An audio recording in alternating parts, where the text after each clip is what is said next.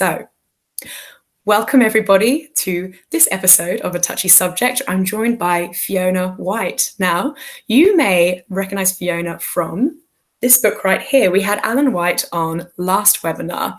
Now, Alan and Fiona have written this incredible book called We've Lost My Prostate Mate, But Life Goes On. Fiona is here tonight to talk with me about her experience as a female partner going through that prostate cancer experience. Now, of course, the disclaimers, this is all informational purpose only. Do ask your medical team for any healthcare advice.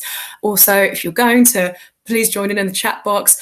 Make comments, tell us about your journey, ask as many questions as you want, but please refrain from any advice giving. Everyone's journey is completely different in the prostate cancer space. Fiona will share hers, and while she's sharing hers, we want you to know that we are definitely going to be talking about sex tonight. So if you have any little ones who are nearby or around, you might want to pop some headphones in or put some headphones on them, because we will be mentioning the sex words. So without further ado, hello, Fiona. Hello, Victoria. Thank you so much for joining me, Fiona.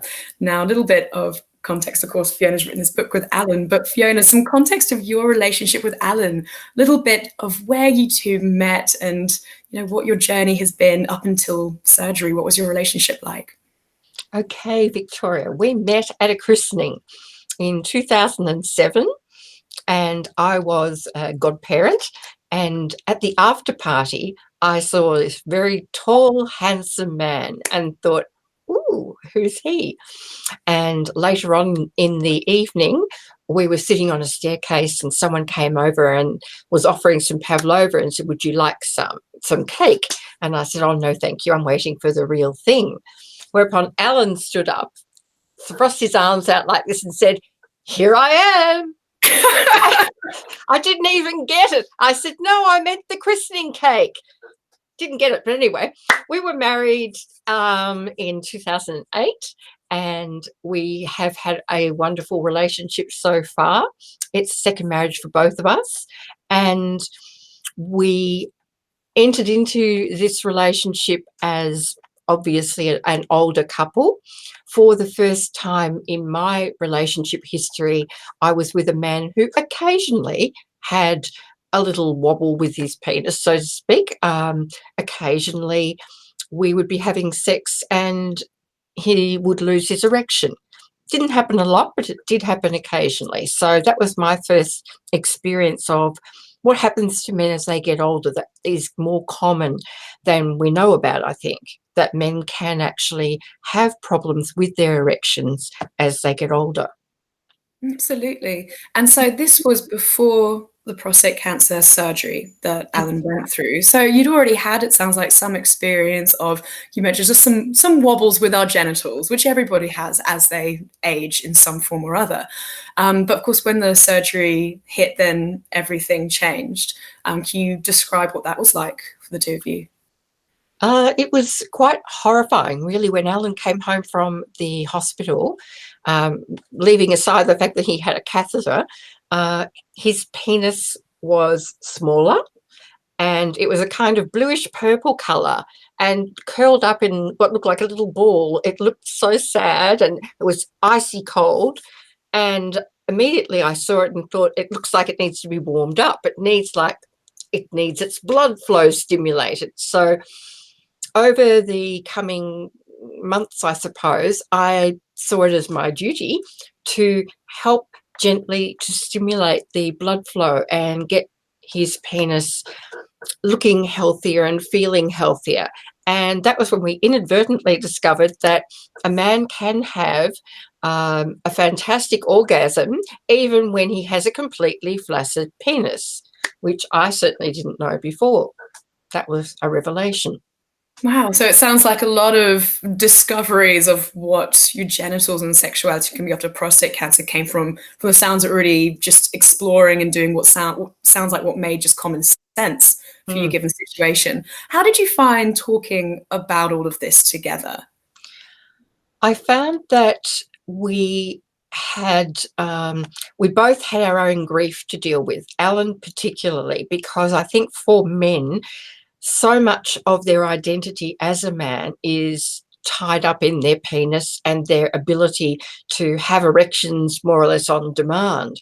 And when surgery happens and they have, first of all, they have incontinence, urinary incontinence, so they have to wear pads and they have to try and get their pelvic floor working again.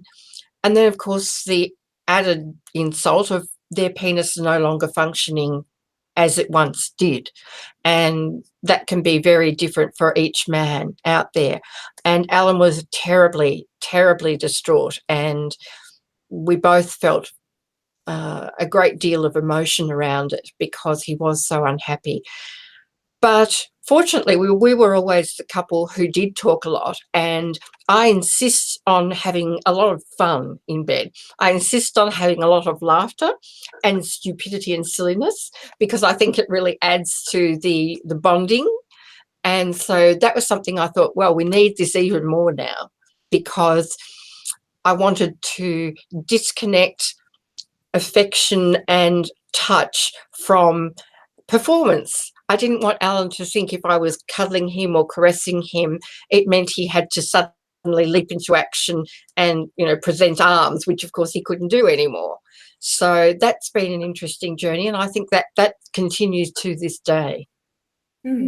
So was that the kind of disconnecting, different kinds of sexuality and that sort of the difference between cuddling, performance? Was that something that you had discussed and discovered before the surgery? Was that kind of new territory for you? It was mainly new territory. Initially, when I had been seeing Alan experience some intermittent issues with erections, I made sure he realised that it didn't matter to me. Okay, oh, Mr. Percy's gone to sleep. Okay, we treated it as a bit of a joke and not something to worry about. And so this was like an extension and a growth of that kind of approach where I made sure that we always had a lot of stimulation and a lot of touching, a lot of kissing, and always at night, my favourite thing is we spoon. Alan's lying on one side, I rub my back into him, and I always tease him. I always rub my bottom in against his groin and go, oh, like this, So we always have that little play thing at night. It's just one of the things we do. And sometimes it moves into something else. Sometimes we end up having oral sex because Alan can't have erections mostly now unless he uses an injection into his penis. Thank you for sharing that. I love that you're really open about how much fun that you're having during sexuality. It sounds like that's one of your biggest takeaways so far, is that the humour and fun's been so important to both of you. Yeah. Now, when it does come to you've been trying to use injections and other sort of erection aids, what's your experience been with that? What was that like for both of you? Well, Alan's tried, the little blue pill, Viagra. I think he may also have tried Levitra. With Viagra, I always had this assumption that you pop the pill and bang, you've got this rock hard penis. Well, of course, it doesn't happen like that. And it tends to go to his other head, so to speak. He gets sort of cloudy, a little bit foggy, a bit of a headache sometimes. And he still has to use a lot of his imagination to encourage the erection because it will not happen on its own. So that's sort of, I think, a slight myth around Viagra, that it's something that you just take and instantly you get an erection. It doesn't happen.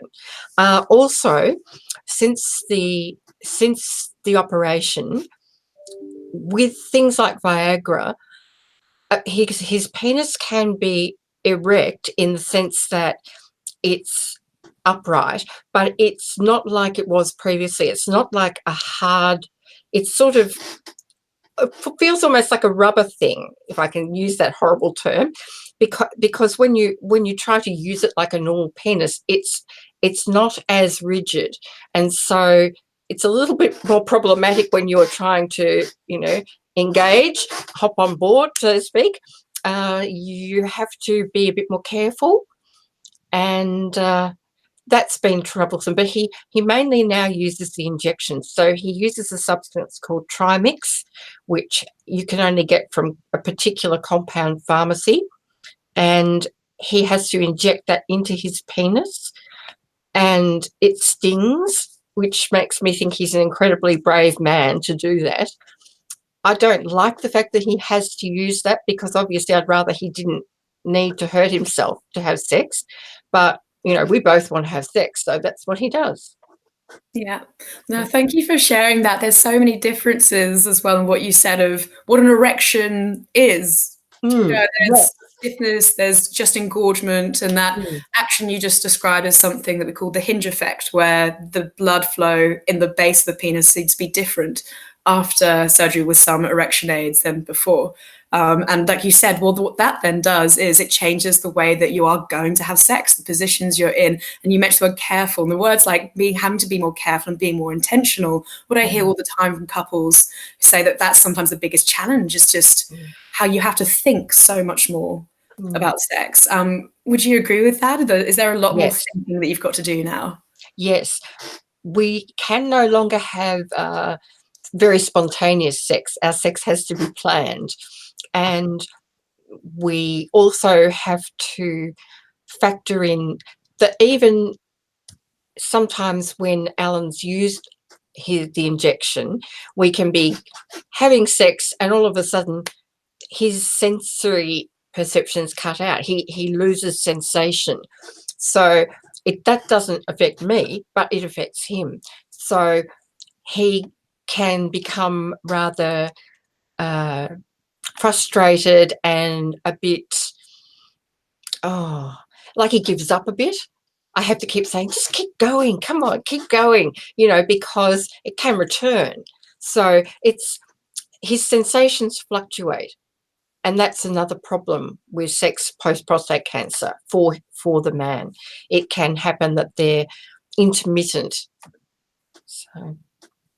So again, there's different sort of these emotional challenges that come with sexual changes. It sounds like ways that you're finding of managing that together. It sounds like a lot of bringing in humor, bringing in fun, and sounds like really cheerleading.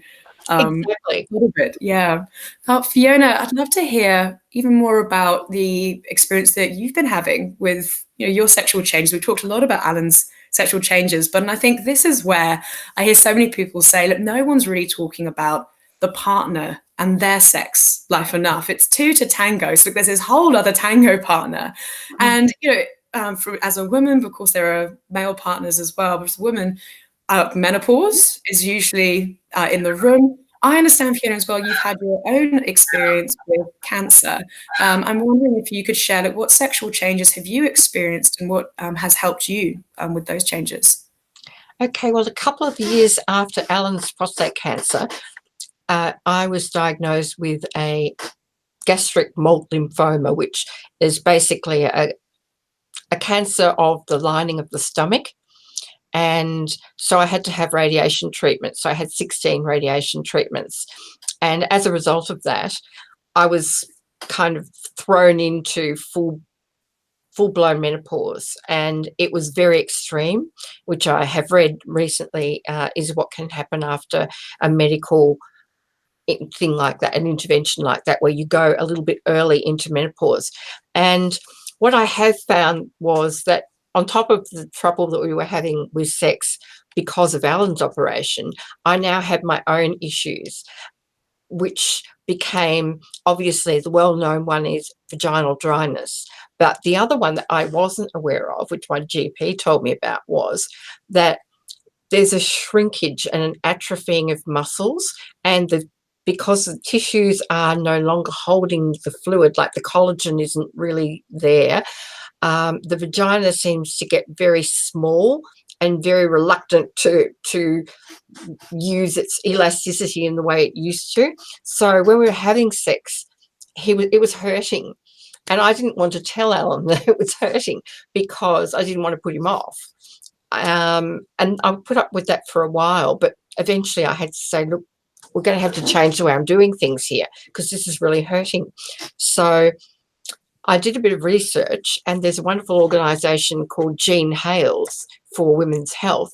And I discovered through that product placement, there was this substance called Replens, which is basically a vaginal moisturiser that you use for, I think it's once every 3 days or something like that. You use it, you put it inside and you squirt the stuff inside you and it stays there, and it helps the vagina to start to rehydrate and to be able to hold the fluid better. I did that for about a month and it really did seem to work. And the other thing that worked was silk. This is a lubricant. I had been using something, it might have been KY jelly, and it was actually stinging. Whereas silk is a water-based product, which I think you know very well, and it is very natural and very easy to use. I have to use quite a lot of it, but it made things a lot better. And I also discovered that just changing positions made quite a lot of difference. Like if I'm on top of Alan, I can be in control of how deep he goes, how fast or slow he goes. So that's a good way to get us started, I find. Great. So it's this process of trial and error, and you sounds like you did your own research to find what worked for you. And just a note, we are not sponsored by actually any of these products. If they'd like to sponsor us, go right ahead. I'm going to take a moment to just say hello to some people who jumped on the chat box. We've got Chris and Marge from Lilydale. Hello, Chris and Marge. Kevin has joined us all the way from Bhutan, so I think Kevin wins the coming in from the furthest award. I've also had somebody ask, are we having technical problems? Which, of course, then got me going a little bit like this. Chris has replied saying, nope, all good here. Could anybody out there who's listening right now, please just say in the chat box a thumbs up, say a thumbs up, write a thumbs up, give us a hello, anything at all. And please, if you have questions that are coming up as you're listening to Fiona's story, do jump in. Really happy to throw those in as well. Otherwise, I will just keep going. It's great to hear you found products that worked, and also that changing position helped you as well. That's really good. It sounds like from what you're saying, on your journey through the treatments that you've had, the early menopause, with the healthcare professionals you were seeing, was sexuality something that was openly discussed with you? Were you aware of what was going to happen? No, not really. When we were seeing Alan's urologist originally, we wanted to talk about what was going to happen afterwards. And there was definitely a hierarchy. I mean, obviously, you don't want your partner to die. That's clear. But after that was incontinence. And then, third on the track was sexuality. And that was something that was really not on the agenda of the urologist at the time. He was very much like, I'm here to save your life, and then we'll deal with your incontinence. And the closest I would say we came to a discussion of sexuality was the urologist nurse showing Alan how to inject. So that was it, really. And then we were on our own. And to a large extent, we just had to experiment and try different things. So that's what we did. Well done for going ahead and doing the trial and error to find work for you. That seems to be a theme that I'm hearing. Have fun, but you've got to sort of keep trying things out to figure it out and doing your own research. Yeah. If there are any healthcare professionals who are listening, what would you most like to tell them when it comes to talking about sex with couples who are going through not just prostate cancer treatment, but the treatments you went through as well in your cancer journey? Yes, I think one thing would be listen to the people in front of you, because they're human beings and they are more than just one body part that you're having to treat. My own experience when I had my lymphoma, the radiation therapy caused symptoms for me that when I told the treating physicians, they said, oh, I've never heard of that before. This is very well tolerated. And I thought, well, hello, I'm telling you right now that this is actually what I'm experiencing. I was quite ill afterwards for a long time. And that's something I would like a little bit more understanding, that what you read in medical literature is one thing, patient experience might be something a little bit different. And it's always a good idea to listen to the patient. In terms of sexuality, that's a difficult one. Alan and I spend a lot of time talking to men and their partners. We go around and talk to them regularly and ask them questions. And we get quite a variety of responses in regards to sexuality. So some people we talk to, the couple say, oh, well, we just cuddle now, and that's okay for us. Other people are very much like, well, we want to continue with our sex life, and no one's talking to us about that. So I think it really is an area that needs more attention. Absolutely. Now, I'm going to ask you a question that might sound a bit out of the blue, but it just came to me as you were talking about all the different things that you've tried, and of course the emotional experience of when, like you mentioned, look, Alan sometimes just loses sensation altogether and just thinks, oh, I'm just not going to do this, I'm going to give up. Look, what stops you really from giving up? Because I have the same. I have people, and sometimes people in healthcare say, oh, well, don't they just give up, because it all sounds like a lot of hard work. What do you have to say to that?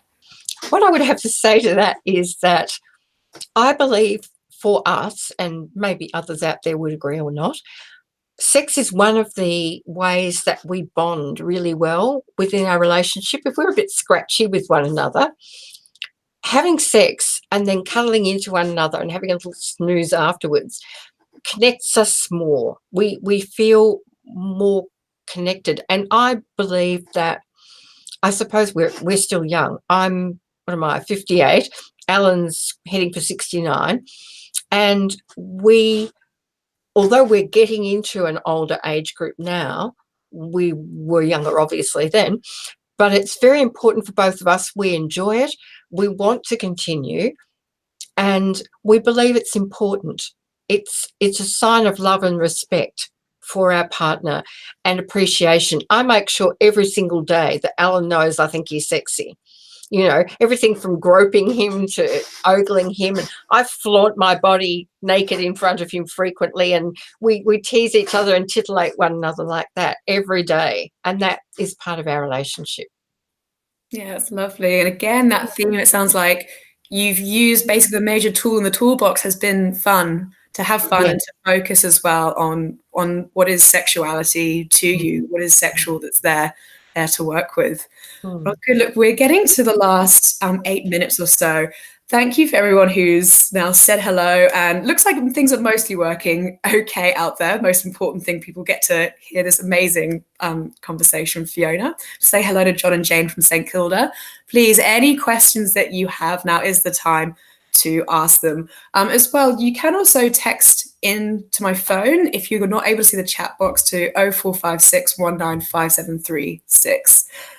Fiona, I'd like to hear just a little bit more. I'd like to hear more, like, when you're thinking about the future going forward with Alan, what do you think are actually the key ingredients that you've learned since you've both had all these different treatments that have changed everything?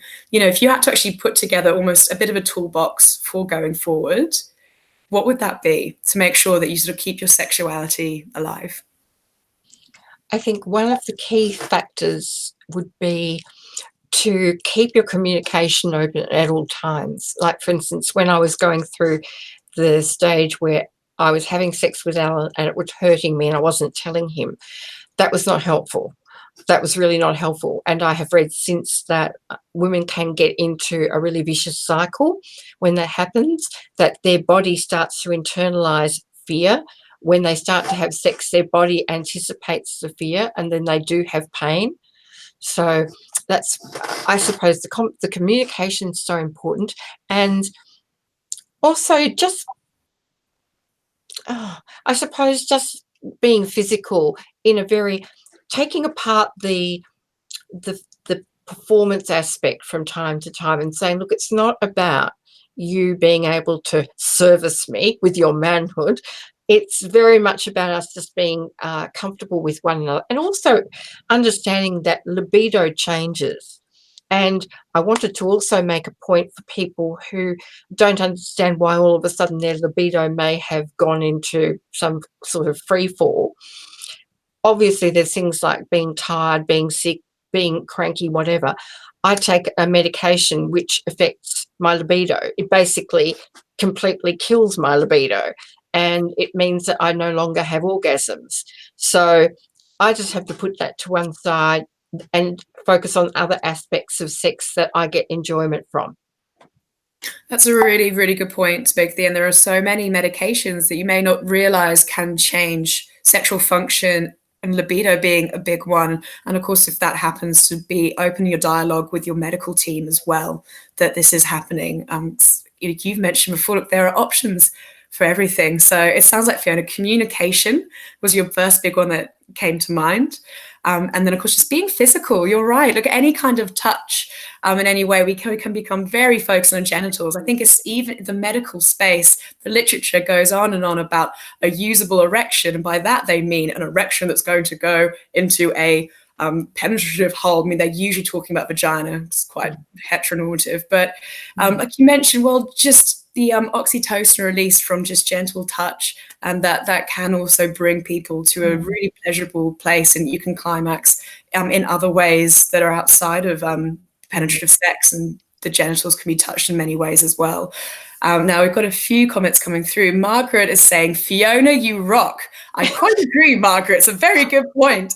They're saying if they're in the same boat as you, they find the sexual teasing happens all the time in their relationship, really helpful. Says that, look, they love jumping in the shower together. And so she loves soaping Chris up. And then a few minutes later, she replies, and Chris says that he loves it too. So there we go. We've got consent from both parties for being soaped up in the shower. I think that's another good example as well. There's a bit of thinking outside the box.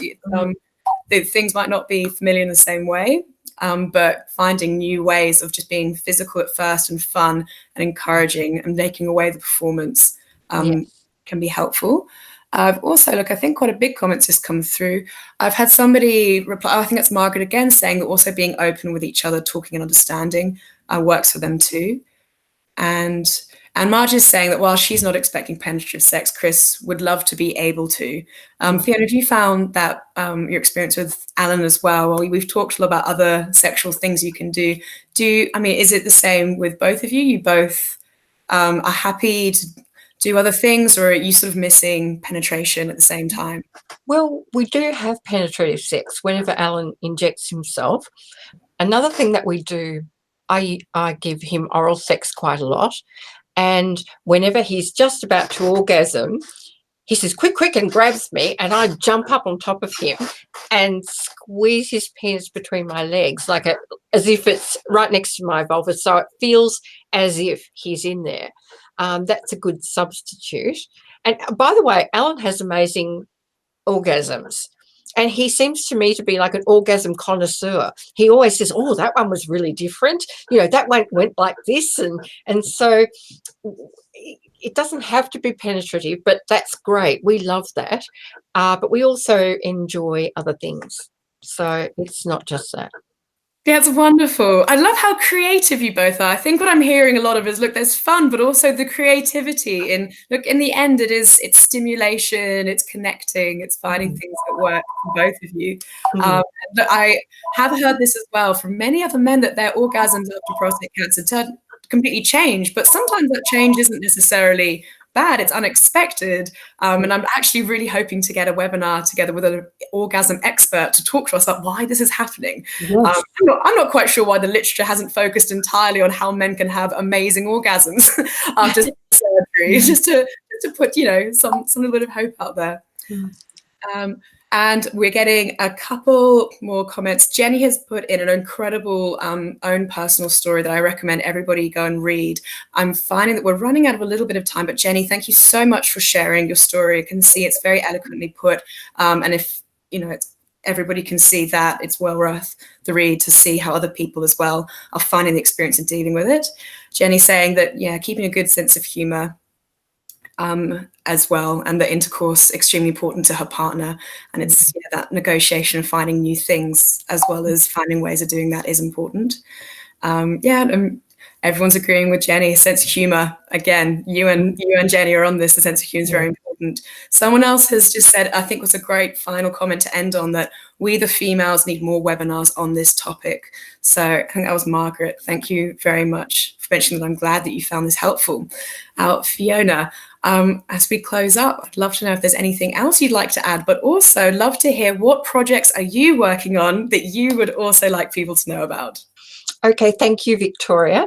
I'm just going to hold up to the camera a postcard about the Navigate website trial for any men out there who have been recently diagnosed with low-risk prostate cancer. they may be eligible to participate in this clinical trial. And I think Victoria may put a link on her website, or you can go to my husband's website, which is www.theprostatezone.com.